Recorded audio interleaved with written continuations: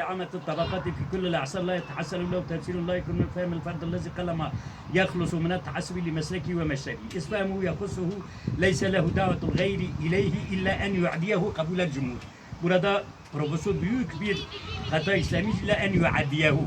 Mencidi açın bütün Arap lügatları lisan-ı Arap dahil olmak üzere el-hadi ila lügatil Arap yuaddiyehu tecavezel emre ve enfezehu. Her ne kadar mana şey olursa a'da yuaddiyehu Baba Ekrem'den iksab manasını burada ifade etmiyor. Bu bir. İkincisi ve istinbatuhu la bi teşehi yüzeysel geçiyor. Talebelere açıklamıyor. YouTube'u açıp dinleyebilirsiniz. Lehul amelu li nefsi. Bunu da ben birinci, ikinci derste söyledim. Yine itirazlarda bir terkibini, cümlesini, mutlaka haberini yapsın. Bir de la bi teşehi ne demektir? Ben şu anda söylemiyorum, bizde almasın. Ve lehum ma'a dikkati nazarin ve sa'atu fikrin li tefsirihi. O saat ya saat diyor. Mevcut lügatında saat ve saat takat ve kudret manasını ittisai ifade etmiyor. Bediüzzaman diyor vus'atu fikrin. El vus'atu ve tevsi'u min cidi açın herhangi bir Arap lügatı el ittisa'u fikir genişliği. Oldu üç. Şimdi en enteresanı fe in istahsenuhu şeccauni ala devam. O şecciuni getiriyor. Şecciuni fiili emr olursa fa üzerine. En şertiyenin maani kurallarına göre olması lazım. Ben bunu uzun uzadıya anlattım. Şimdi ün sözünde 4 tane hata.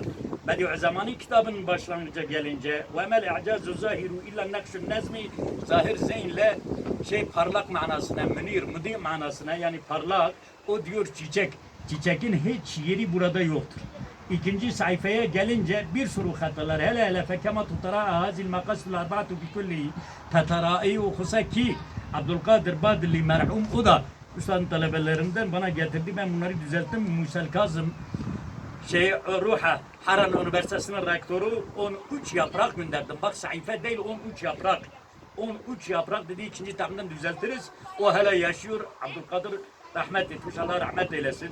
Ve kema tetara'a okusan lazimi fiil hazil makasidul arba'atu ona faal olursa cümle manası tamamlanmıyor. Yani görüyor bu makaside erba'a Kur'an'ın külünden görüyor. Nasıl görüyor? Görünüyor. Fiil-i müteaddi bila meculdür. Görünüyor. Yani tevhid, haşr, nübüvvet, adalet görünüyor. Bu oldu 5. Bu kitabın hala başındandır. Şimdi gelince en enteresanı enne kulle cüz'ün fe cüz'ün kel mir'ati li kullun fe kullun mütesa'iden yüzeysel üzerine geçiyor. İşte kül cüz'ü, külli cüz'i. Abdülvahhab deriz beni şu anda merhum Mela Musa ile etmiş buna gidersek 1 saat çekiyor. Şu anda hala bu birinci dersin devamı.